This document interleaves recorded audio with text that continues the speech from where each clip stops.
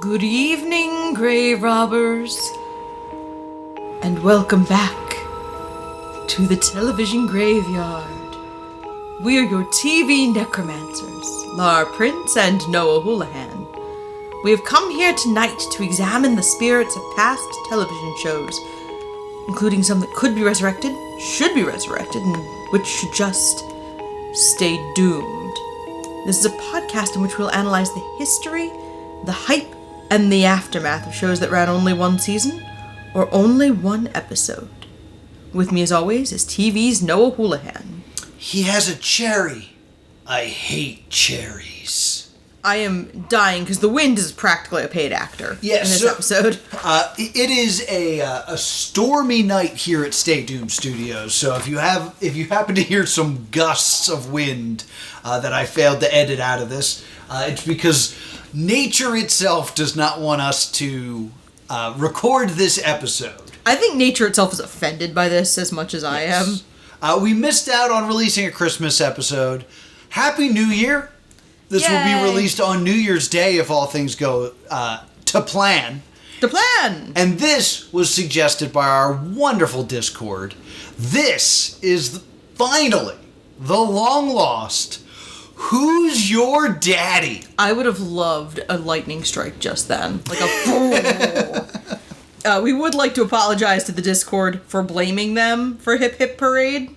Yes, apparently... It was something we found on Reddit. Yes, apparently Laura found it on Reddit, and I was like, I can't believe our Discord wanted us to do Hip Hip Parade. That has been corrected and amended, so I apologize. Yeah, I just thought it was very funny, because the Discord was like, we did not say that. We did not want this, but they did, in fact, send us this show. Yes. They did, in fact, send us Who's Your Daddy? And... which... I will admit. Now there's like are we in an Agatha Christie novel? Yeah, there's a train. We are not really that close to train tracks, and yet I hear a train. I hope it's not coming across, but it will make more sense if it's coming across on the mic. Let's talk about Who's Your Daddy. Who's Your Daddy's been on the list for a long time. Yes, it is a 2005 kind of a one-episode wonder. Only one episode aired on Fox. Yes, I believe this was meant to be a series. It was. This is a show where a contestant is met with 8 men, one of which is her father. Yes. And the rest of whom are not. Yes. So 5 more episodes were produced of this show. Really? They aired on Fox Reality. They did air? They did air. Oh, wow. Unfortunately, Fox Reality, it's next to impossible to find things that aired on that. Yeah, That was a channel most people didn't have access to. Yes, your boy did. Because I watched a lot of Fox Reality shows. This is my surprised face. Because I remember Fox Reality reshowed Mad House, which is episode 4 of this podcast, I think. It's really early, yeah. And they also aired... It's 2. It might be episode 2, yeah. They also aired what was one of my favorite shows. It was a reality show called Solitary, where it was 8 contestants competing against one another, but they were all in separate rooms and never discussed anything with one another. So the final episode is a reunion episode, but they cut out the part that says "re" because it's the first time any of them meet. That's kind of fun. It was a really cool show. It ran for 3 seasons.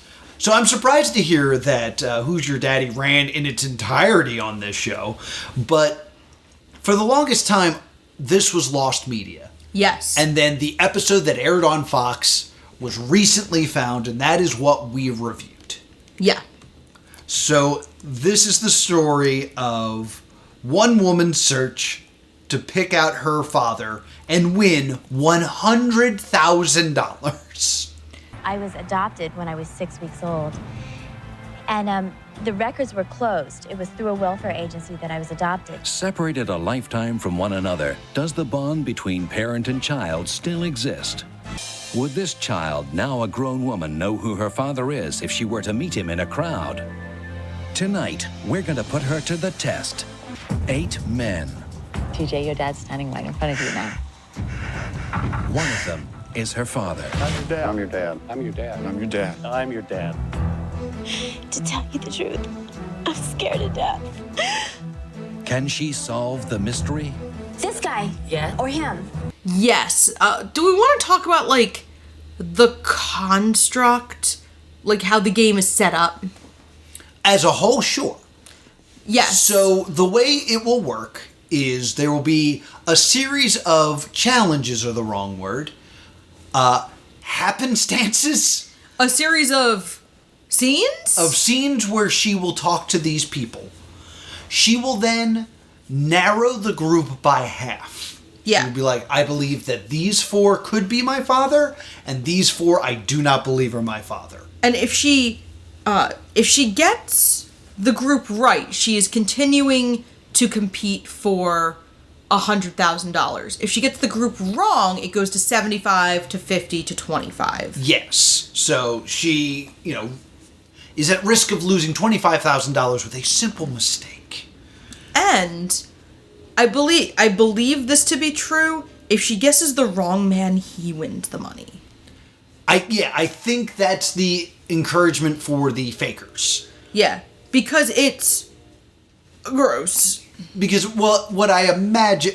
We'll get to it when we get to it, because I don't want to spoil things if you haven't watched it and you want to experience this show through us. But that's the main idea, is there will be 8, it will be boiled down to 4, where if she is wrong, she will lose $25,000. It will then be boiled down to 2, and be boiled down to 1. Yes. What is her name? I don't have her TJ. name. TJ, there it is. TJ is there with the host. Yes. Oh, what was the name of the host? Fiona Hughes? Yes. Fiona Hughes loves hugging TJ. She is a very touchy host and is constantly just hugging her. I wonder if it's guilt, because this is a very weird show. It's an odd... she needs to, be supportive because she knows she's doing a horrible thing. Yes. Like the guy who gave up on the twist for Superstar USA. Yes. Episode 1 of this podcast. Enjoy. I do want to point out, when I looked at the opening credits, I noticed a name that was very familiar. Okay. Ken Mock. Ken Mock. Is the executive producer. Okay. Now, Laura, why are you bringing this up? He was involved in Celebrity. He worked in America's Next Top Model and WWE Tough Enough. Oh, okay. He is the creator of that show. And he did some of the lesser Celebrity shows. Not the big ones. Okay. But he worked on a lot of reality TV at the time, and a lot of the reality TV that has aged like milk. Oh, that makes sense. I mean, America's Next Top Model, there is a lot of discussion of those early seasons. Yeah. Of how they have aged very, very, very poorly. Yeah, I will give my opinions on the show as a whole once we get through everything. I just thought it was do have interesting because feelings. that's the first thing I noticed. Yeah. And I went... It's like, oh, this guy. And I went, oh no, because at first I was like, is he from like Rock of Love? No, okay. And then so I looked into him and I was like, oh no. Yeah. So, TJ meets these 8 men. They are Carl, Scott, Charlie, Peter, Ray, Rick, Jerry, and Sam. First thing I want to point out, the people who are not her father, who are competing for... to be like to fool her, To win the money, yeah. those are not their real names. Yes. They will reveal later as like, I'm an actor and my name's Greg. None of them are the real names. Which, Not even the father. if they're not going to use their real names, why give them all just like the most generic names? Let's have something that can make them stand apart. Because, believe it or not, these 8 men all kind of look alike. Because they have to. Because they all have to believably be her father. Normally, when you have a reality show, you have like a mix of ages and races. Yeah. And if some like 22-year-old black guy showed up and was like, I'm your dad, I think that would be a pretty big red flag that that's not the person to pick. So as a result, you have 8 contestants with plain white guy names that are all just plain white guys. There is one who stands out to me immediately. Yeah. Rick. He is in my notes as Rick has very prominent, very white teeth. Yes. Like, pretty obvious veneers, in my humble opinion. But they're the, like, big, supernaturally white teeth. Like, my shiny teeth and me. Yes. White. So, I have a note of all of the men try to emote at her when they first come out. Like, you ever watch 8 middle-aged men try to feel at someone? Just in this show. It's really uncomfortable. And they all say, like, where they're from. They're like, you know, there isn't a Ted, but that was the first, like, generic white guy name. I'm Ted. I'm from Chicago, Illinois, and I'm your dad. Yes. They all have to say that line. This is my name, and I'm your dad. And she's adopted and doesn't know anything about her birth mother either. So she can't be like, it's not like she was just raised by her mom. So she can't really ask any, like, gotcha questions about, like, well, did you know my mom? What was my mom like? And, like, she doesn't have any of that kind of ammunition. Yes. The only thing that she has is Fiona says to her. Finola, excuse me. Fiona says, it is noted in the medical records that your father had a hard time giving you up. Yeah. Is that something that's noted in the medical records? It might be in the adoption records so that the adoptive parents were aware. This is gonna sound really dark. Yeah. The adopted parents should be aware so that if TJ had ever gone missing, oh, okay, the cops would have had a very legitimate suspect to go after. Okay. So I could see where it would be in your adoption records, actually. All right, sometimes it's not about doing bits. Sometimes it's about learning. They also have that he was 19 when she was born, which I guess you would know the parents' ages roughly. Yes. So... And then my next note is, you had a great time when we were watching this, because I don't remember the last time I spoke this much out of turn during an episode. Oh yeah, Laura was on it. So I was real mad. What happens is we get a montage of TJ talking to the men in pairs. Yeah, it's Mamma Mia. Like, okay, so for my friends who've seen Mamma Mia, which I'm gonna be honest, I feel like is a lot of you. When they sing Gimme, Gimme, Gimme a Man After Midnight, and they have all the interstitials where she talks to the 3 dads, it's that, but crappy. Yes. We don't really get anything, like, out of these conversations because they're so chopped up.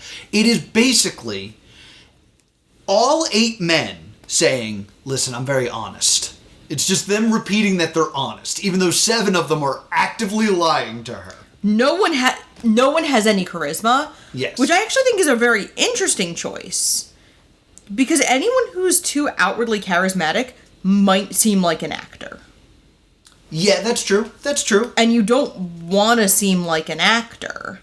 Because you want to seem like you could be legitimately just like this girl's dad. So, I do want to point out, the host doesn't know. Finola makes it a point to say she is not aware of who TJ's real father is. So she can't accidentally give up the game. Right. I think that's important to note because I think that's just a good thing to note because I fully think Finola may have sold out the dad. Yeah.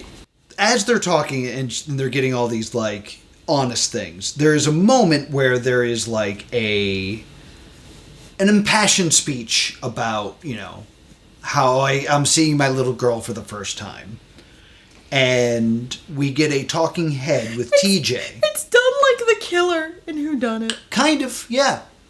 And we get a talking head of TJ saying, He's either an Academy Award-winning actor or that was my dad. And Laura just goes, she sure isn't. Yeah. She is an actor, too. I felt real bad about it. Not bad enough to tell you to edit this out or to have unsaid it. Yeah. There's a point where she says Rick has the same smile as her. And Rick, if you recall from earlier, is the one I went, he's got very obvious veneers. Yeah, he's got big teeth. And I was like, so does she also have veneers? So we have then this weird part where they're watching... They take TJ away, and they're like, all right, it's time for the first elimination. Yeah. We haven't gotten to meet anybody. Yeah, we don't really know much about any of these men. We don't have any care toward any of these men. It's very much that first elimination of any reality show of, like, Chum. Yeah, but we're losing half of them. Yeah, we're losing 4 of them, and this is only 1 episode. So what is about to happen is she is, like, watching on hidden cameras looking for clues. And that's when she's like, ooh, he's eating a cherry. I hate cherries. It's just, like, desperately looking for anything that might be a clue. Which is hysterical, because, like, we all have something that's completely different than our parents. My mom hates bananas. I love bananas. My mom is indisputably my mother. Yeah. So, like, it's not helping. She's just so desperate for anything to say. Because, Right. like, you know, none of them looks enough like her to be very obviously her father. Well, there's something that I have to bring up here. Because this dawns on me, and then it haunts me for the rest of my visual experience here, okay? She makes a comment. He looks too young. I don't remember his name. That's Carl. All these guys are old enough to be your father. And I'm looking at these guys, I was like, all right, how old do I think these men are? And I was like, I'm going to guess they're like 50. Yeah. Which would mean if he was 19 when he put her up for adoption, Yeah. that means TJ's like 32. 30-ish. Yeah. And I was like, okay, I could believe that all these men are 50 and she's 32. You want to hear something interesting, though? What? Guess what happens if you cut 50 in half and add 7? No. You get 32. No. Now, if you don't know, Jail. this is an old, like a really old standard for men Jail. that the youngest woman you're allowed to date is half your age plus 7. So, this vulnerable, beautiful blonde is talking to one man who is her father and 7 men pretending to be her father who could also see her as a potential spouse. Jail for 100 years. For me? For doing math? No, Is that no. what am I being punished for being mathematical? No. I mean, you made me think about this, so jail. The numbers don't lie! Jail. You can't imprison a man for equating!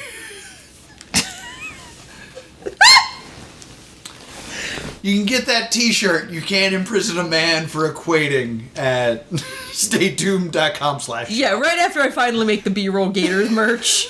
I've had the graphic for a year. In any case, so I have that in my mind when we head to elimination, and she's going to pick 4 people that she believes is her dad, Yeah. and 4 people that she's pretty sure are not her dad. She splits them up half and half. I'm trying to see.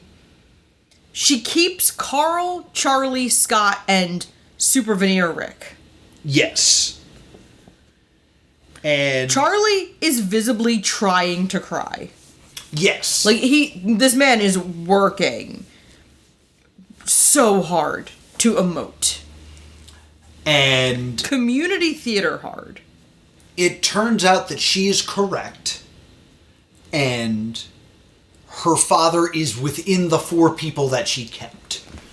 I would believe that if she was wrong, if she had chosen the other 4 guys, those 4 would still be eliminated, but share the $25,000. I'm not sure. I mean, that's the only way it could work. Because the show has to continue. Right. She has to eventually meet her father. And once she's told, you are wrong, the 4 men that you think are your father are not your father, the only way for the show to continue is for her to turn to the 4 people she tried to eliminate and go, one of you is my father, and have the show continue with those 4. Yeah, and I'm guessing, whoever... Because the impetus is on, like, who can convince her, which is so gross. I thought it was just the final guy was up for it. I mean, they're going to take $25,000 away from her. I assume it would go somewhere. Fair.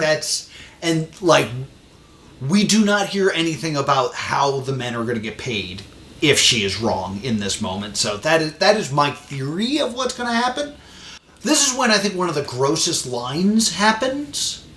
Someone gets eliminated, and TJ says, TJ, my name's Al. I live in Northridge. And I almost picked you. We had the same skin and the same smile and the same eyes. I was working it, you know. yeah, I know. I was trying to work that angle. Yeah. I was like, don't. It's so weird to have a conversation where you're just casually discussing a way a man was trying to con you. Yeah. Oh. I have a note here. I'd rather watch the Muppets review every parade in history than this. Next, she decides that the men must dance for her. So, she is discovered, is told that her father won a disco championship. Yeah. So, they're going to go to a dance club, which is a sound stage that they put a disco ball in. It's a room in the house. Yeah. And she's going to have them dance, with the idea being, he must be a skilled dancer. So maybe if you see a skilled dancer, you'll be able to figure out who your dad is. Or as I wrote, you got to head to the club, because in the club, we all fam. And then I do believe this turned into a Megalopolis into Club joke for like... We all fam. I think we had to do that for about 5 minutes before continuing with watching this. Yes. All of these men awkward dad white guy dance because I don't know if she tells the men she knows her father won a dance contest. Yes. Because none of these men are good, and they all seem like they're just trying to awkwardly dad dance. Yeah, none of them seem like they're actually like trying to dance. Also, it's not like he won a championship. I've won a dance contest because I went to a Catholic school where everyone was afraid of hip movement. It's not hard to win a dance contest at a dance. Because Noah grew up in the town from Footloose. Yeah. And sometimes you gotta cut loose. How? Footloose. I'm really upset this episode. So... after this, like, she hems and haws about how the different men may or may not be her father. It's not interesting. The problem with me is this whole part is like you see them dancing and then it cuts to like a voiceover of her like, I was really trying to watch what he was doing to see, but, you know, he didn't really impress me. This is a dating show. Like, you could pull that line out of just like, his dance moves didn't replace me. And show it to someone and be like, what's the genre of this show?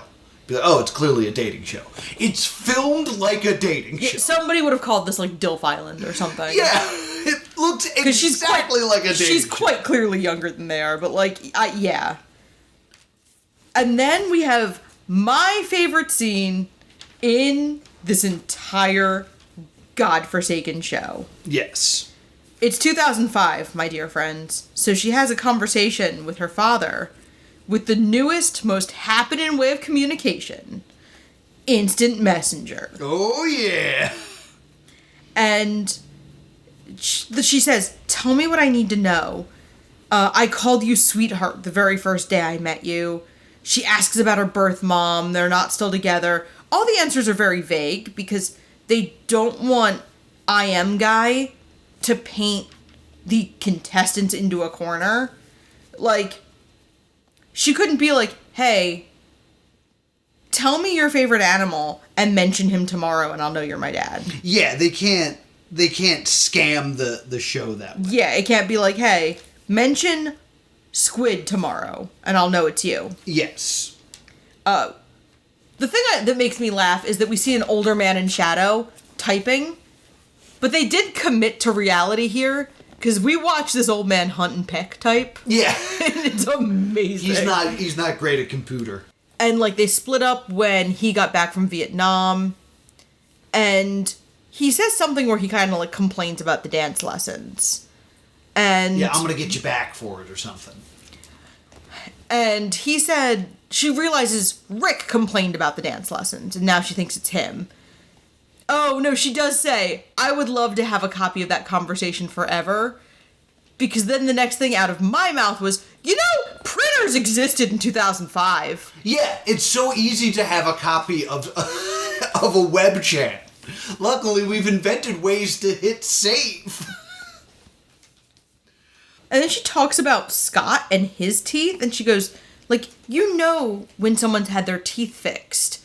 And I think I gave an imaginary office to camera about that, because the only thing I know about one of these men is that he has giant teeth. Giant teeth. So... Big teeth Rick. It's now time for another elimination. Yeah, it is. Because she saw them dance and she talked to one of them over AOL Instant Messenger. She can eliminate half of these. Yeah. So she believes either Scott or Charlie is her father and tries to eliminate Rick, Big Teeth Rick, and Carl. She uses a line, I'm not sure if it's here or it might have been sooner. Carl, when I saw you with the 8 men, I didn't know what to think. But you look like the type of man that I feel my mother would choose. You don't know your mom. She's never met her mom. So, Like, it's just really... everything about this show is like, but you don't know that. Then I have a note of, we get a pop-up ad, because this was clearly ripped from a VHS, for Point Pleasant, which also only ran one season. Oh yeah, Point Pleasant on Fox. And I was like, ooh, another one-season wonder. And then we see a man who is a friend of TJ's father. All right, we need to at least slow down a little bit, because we didn't say what happened at the elimination. Oh. Rick and Carl are in fact eliminated. She is correct, and she still has all $100,000. So it is either Scott or Charlie. Yes.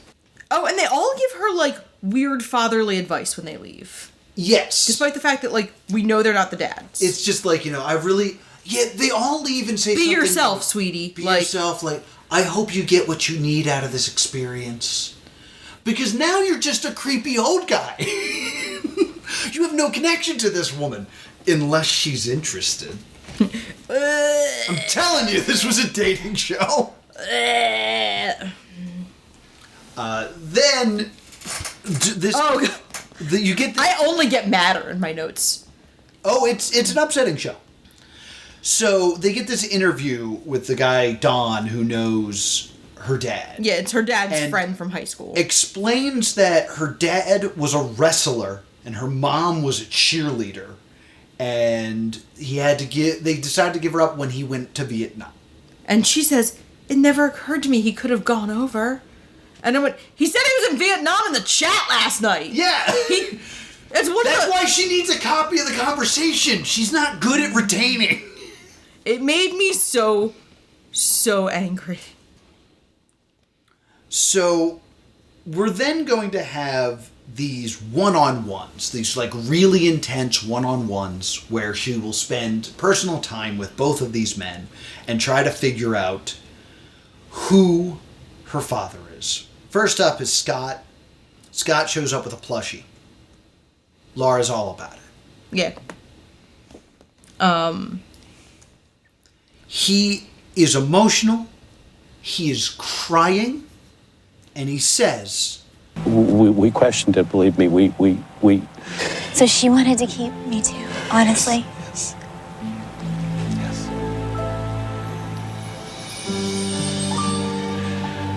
I want you to know you were conceived in absolute love, and I loved your mother very, very much.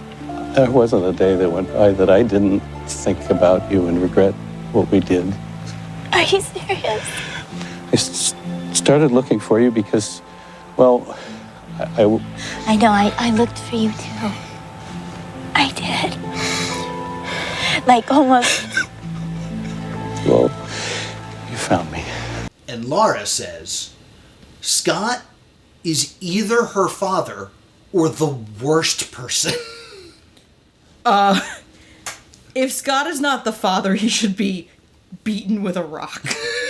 Is my notes. I was real mad because if he's the father, this is a sweet conversation. If he's not the father, this man is a monster. Remember that. Remember that, stay tuned audience, that Laura said that. Because, like, he also kind of blames her mother and says, like, she made the decision and I accepted it. You know, I fought to keep you. We couldn't take care of you alone with me being in Vietnam. And they both cry. He admits he's been looking for her. And I am concerned. Yes, it's very emotional. Then my notes say, Charlie arrives. Charlie does not have a plushie. He does have a gift for her, But he does have a gift. He has drawn a picture of what TJ looked like in his dreams. He had drawn this picture of her before meeting her today. Gentle listeners, I need you to find your nearest 10-year-old and ask them to draw a picture of a lady. It is the picture that Napoleon Dynamite draws for his prom date.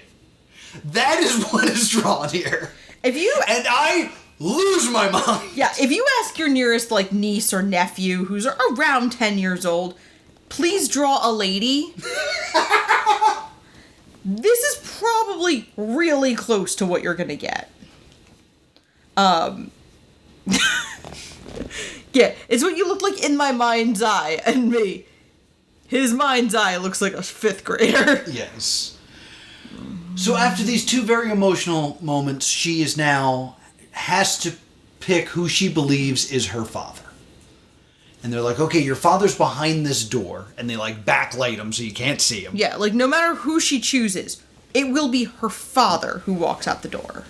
And the door's open. She says, I know you're my father, Charlie. And then she hopes that Charlie will come through that door so she wins $100,000. Yeah. It's going to be her dad either way. But she hopes she's right because that also comes with money.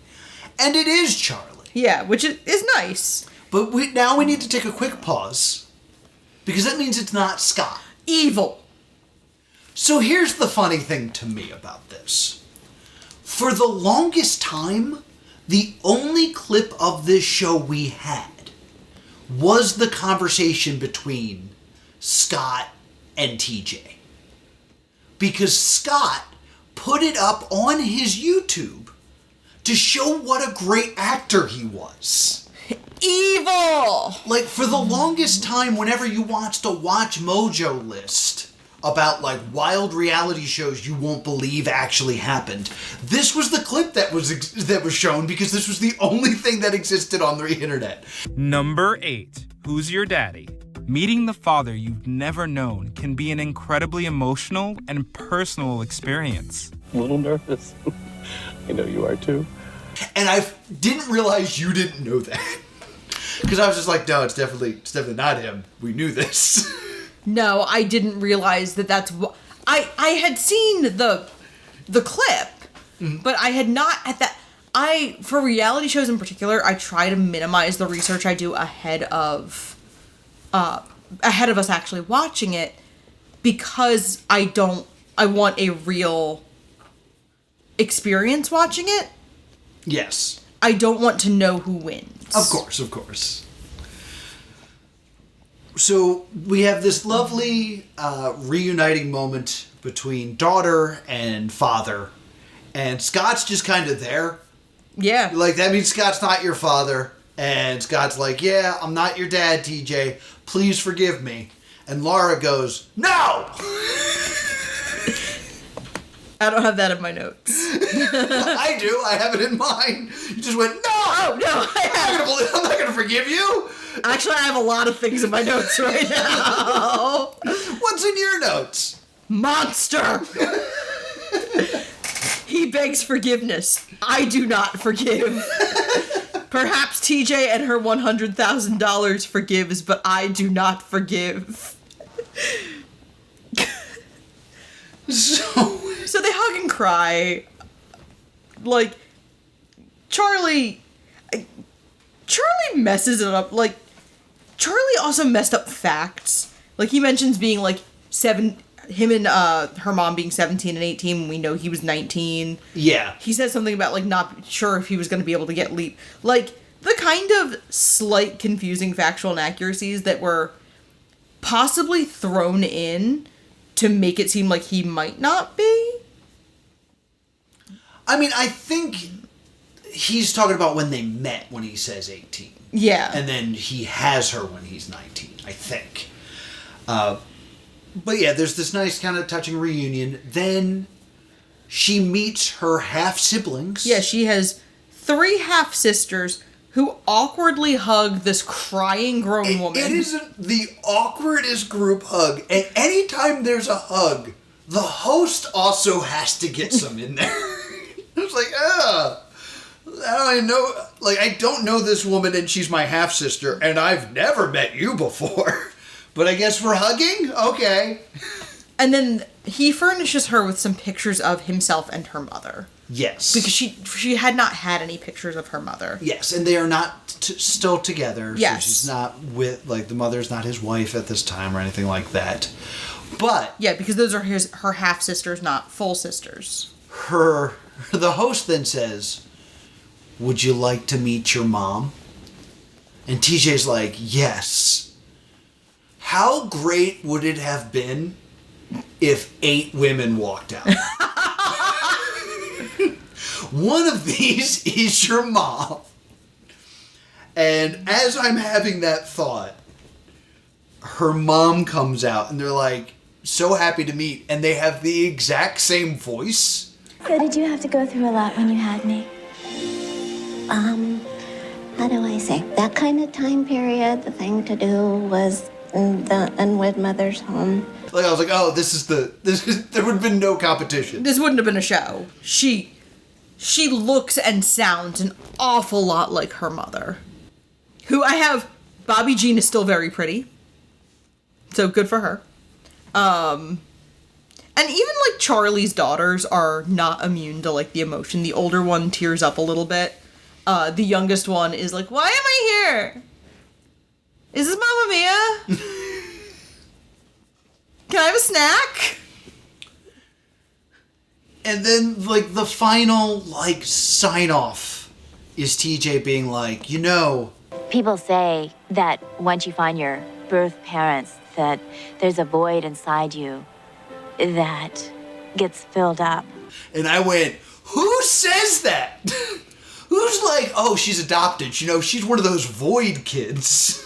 One of my very close... What a horrible thing to say to a child. One of my very close friends is adopted, and outside of some curiosity regarding, like, medical history, has never expressed an interest in knowing their birth parents. Yeah, there's no void, is what I'm saying. Yeah. The same friend, there was a point in the lunchroom where somebody tried you're adopted on her, and she's like, my parents wanted me. Yeah, they picked me. So, that's Who's Your Daddy. So, when I sat down to record, I didn't realize that there were 5 more episodes of this produced. Yes, because they are entirely lost media. My first thought with this show was this one woman supposed to be multiple episodes? Like, when they went from 8 to 4, was that supposed to be the end of episode 1? And apparently, no, that is not the case. Do you think the show, we're ignoring the morally questionable aspect of this show right now. Do you think this show would have worked better had it been multiple episodes? where she's trying to figure out who her father is. I don't think they could have spread it out too, like, there is a point where, think about how in this short of a time, how much I hated Scott. Yes. These people have to return to society. I've read extensively about reality show competitors having to answer for their reality show sins in the real world. Mm. And I feel like it would be very hard for the fathers to not come across as morally bankrupt. I think, had it been done the way I was saying, where it was, we followed TJ's journey the whole way, I think there's more room to do more things. I think what I would have done if I was doing this show is I would have had 8 go down to like 6. And I'd have the first episode have them all be masked. So she didn't have, does this person look like me to go off of? Kind of like the other Fox reality show, Mr. Personality. Ugh. I also think if we were going to extend this, there would be 1 or 2 contestants we would know while we were watching wasn't the father. Yeah, we would have villains. This way we could have, like, talking heads of the dads be like, this is my strategy, I'm just here to win, I'm not here to make friends, I'm not here to find a daughter. And you could also have I'm not here to make family is great. I'm not here to make family. Oh my god, what a great log line. I ain't here to make family. That's better than anything this show does. There would also be like an interesting aspect of having the guys there, knowing that they're lying, having it be like strategy based, and having him say things like, personally, I think Charlie might be her father. So I'm trying to be friends with Charlie so I can act more like him, so that I can come off more like her dad. Or I might say, like, I'm really good friends with Charlie, so she keeps me in the same group as him. So that, like, there's just, like, concepts and ideas of, like, gameplay. Because there's no gameplay in this. It's just a woman stabbing in the dark. I would have loved to have seen challenges. Yeah. But again, that would make it more like dating show, where it was like, your 8 potential fathers are going to ride the mechanical bull. Whoever rides it long enough will go on a daddy-daughter date with you. And you can try to get to know him better and see if he's your dad. Oh. This then brings me to the next question of, though, do you think this would work with other people? What I could never see this doing is working where the contestant is a guy. I could never see the interest of, like, a dad looking for his son, and then 8 guys lie, or 7 guys pretending to be this dude's son, or this dude's dad. I think, like, that doesn't seem like it works. Oh, that's because I keep thinking it's a dating show. I think one of the other reasons it doesn't work is you're not having... It's harder to get that kind of emotion out of 2 men on camera. And I think you wouldn't be able to get the big emotional payoff this show is clearly thriving on. Finally found my dad. I can't wait to do dad things with him, like silently watch a football game. They did do 2 episodes of Who's Your Mommy? No, they didn't. Don't tell me this. I mean, I could... Really? I could stop talking about it, or I could lie to you, or I could tell you that Fox Reality did air 2 episodes of Who's Your Mommy? Who's Your Mommy? In 2005.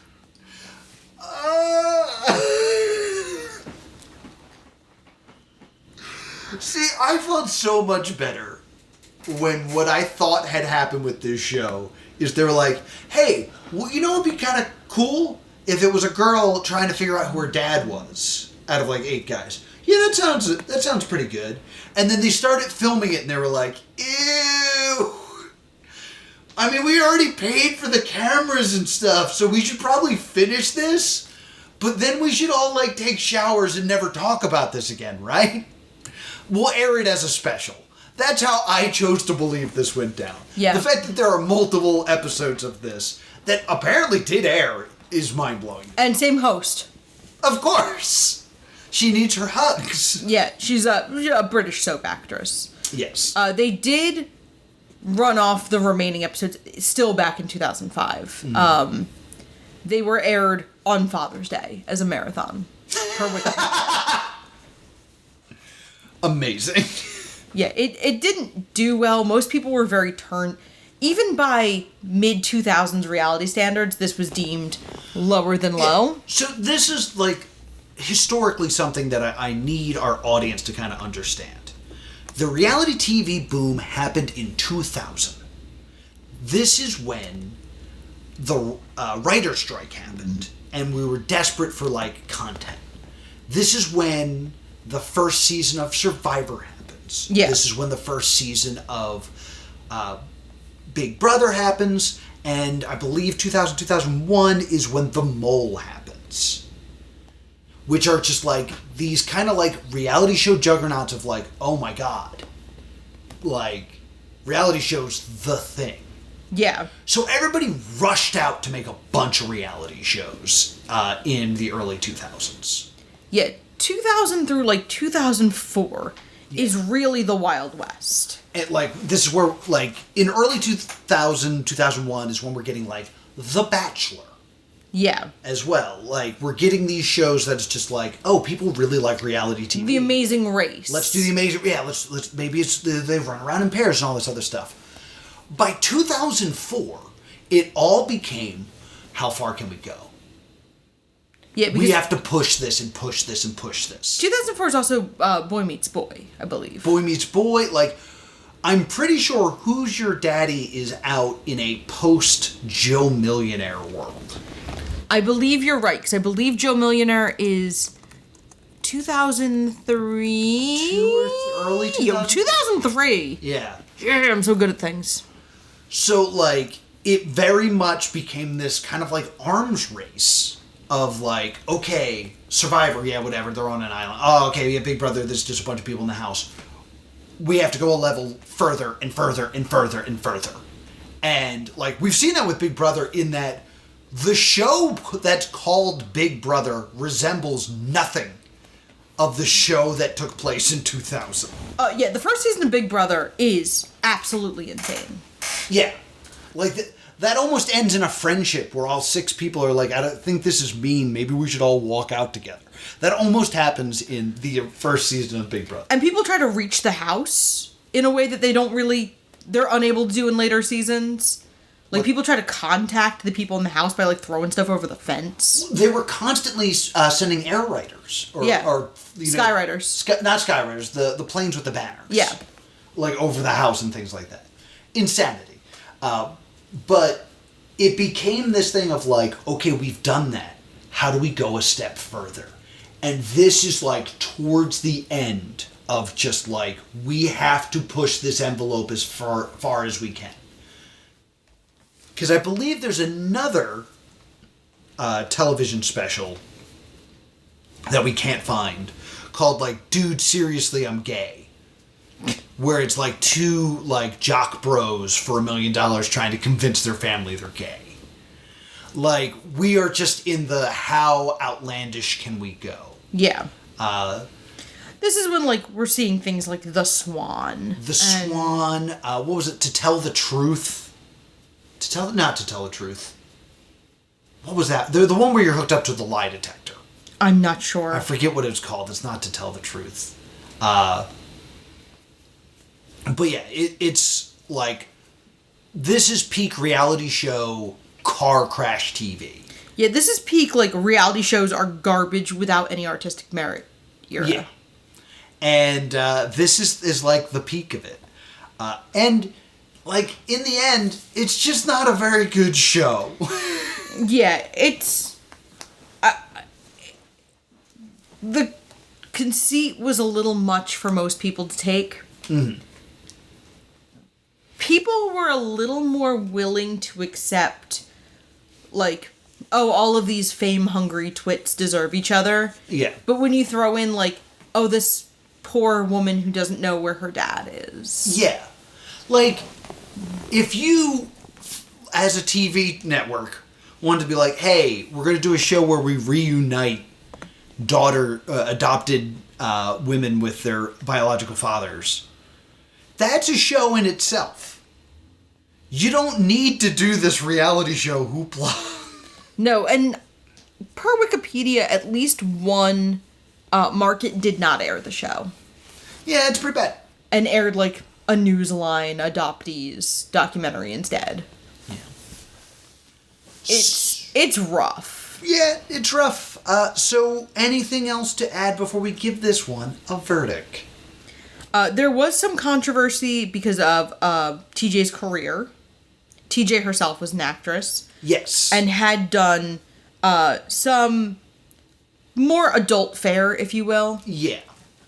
She's still a working actor. She seems to work with, like, one director pretty consistently in, like, a B-movie type studio. Yeah. Like, it's not... It's Full Moon Entertainment-esque. Yeah. That's the one I'm thinking of with, like, the Puppet Masters, right? Yeah, it's like, the movie version of Hooters, where it's not pornography, but, like, you're there for the women being attractive. Like, it wouldn't surprise me to see anything she's done on Good Bad Flicks. Yeah. So, yeah.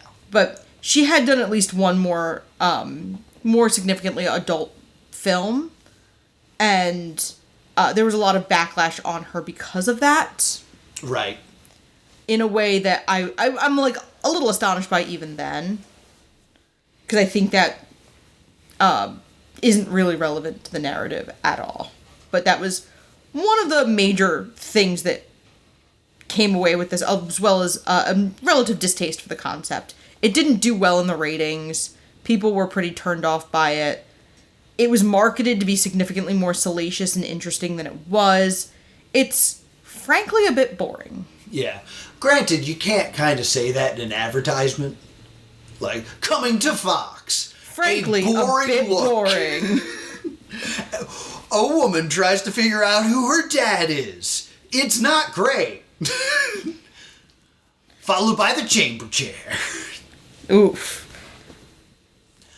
So, let's... Doomed. So doomed. You're giving this a doomed? The doomedest doomed. I will say I laughed a lot watching this. Did you laugh at it or at me? Mostly because Laura was very on point as we were watching this. I was so mad. But it's not good. There's no part of me that hopes to see the other episodes. If Who's Your Mommy ever gets found, we'll do it. But for now, I think we bury this one back up and firmly stay doomed. Hey, it's me, Editor Noah. Turns out both episodes of Who's Your Mommy have been found. They were actually on the same YouTube channel as Who's Your Daddy. Just, sometimes you gotta click the channel to look around every now and again. So if you would like us to cover Who's Your Mommy, please let us know in the comments down below. Thank you so much for joining us for another edition of Stay Doomed. Again, this was suggested to us by our wonderful Discord. You can join our Discord at the links down below. We are trying to do a little bit of a new format here where we are only doing pilots that are suggested by our Discord, and then we're doing bigger shows. We're also going to try some less deep dives, more light versions. So, as it stands right now, coming up next will be a light look at The Queen's Gambit, followed by the resurrected corpse of The Quest, as we look at The Quest Season 2, one of the few undoomed shows here. But with the new format, it is post when ready, so it may not be coming out next week. This week we're pretty busy. You can come see us at MagFest, but that also means that we might not record. So who knows when you'll hear from us next? The best way to do that is to subscribe and follow right here to Stay Doomed. And if that's not enough, where else can people find us? You can email us at thestaydoomedshow@gmail.com or on Blue Sky, stay doomed. And if you love these car crash reality shows, I'm at TV's Noah on Instagram.